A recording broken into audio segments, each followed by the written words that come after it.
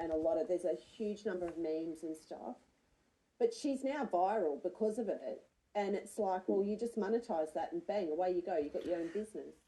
Just to interject on that, she actually already is somewhat monetised. I've actually researched it moderately. I was a technology volunteer at Sydney 2000 Games. I've already gone on about sports a lot. So she actually got some funding. She works at a university. She's got a number of academics on side. She's done social sciences, culture, all these sort of studies. And she's been very effective raising grants.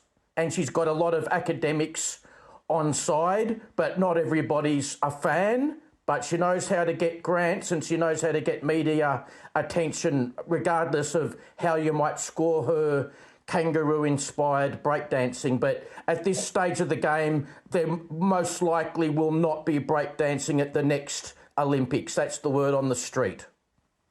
I think that's interesting you say that, because one of the reports I was reading regarding this was that it was quite a deliberate ploy to get 0 points to use for her PhD and further research. And I thought, well, that's a bit weird, isn't it? Like, she's a bit of a to the Olympics, yes, and do that. Like, and if she's good at getting grants and funding, well, clearly she's not good at breakdancing. Sorry, but she's not. Is it treated as a sport? It was a display sport.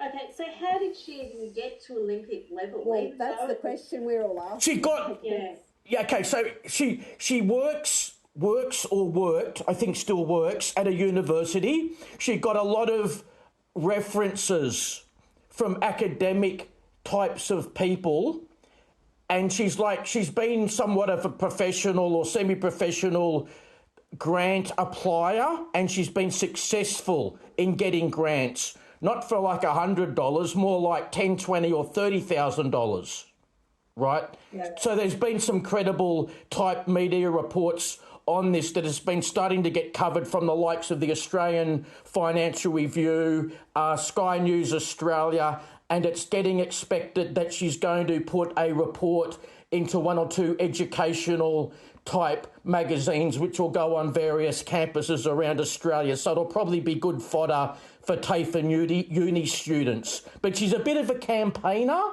but obviously she's got a bit of a niche there in disrupting the whole Olympic Games and what is a sport, non-sport or pseudo-sport, etc.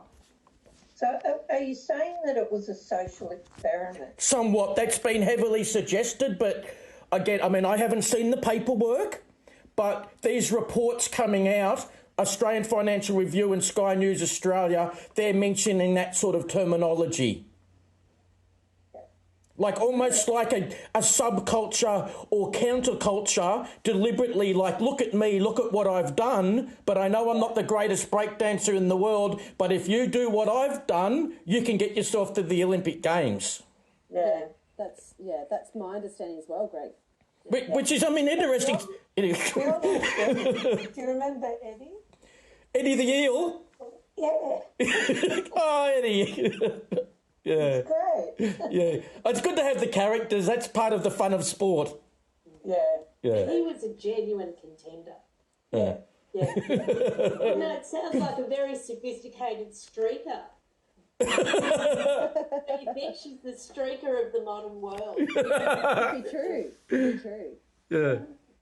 Excellent. You should put that on social media, Marita. Let's see what happens with that. Yeah, dear. All right. Yeah. So.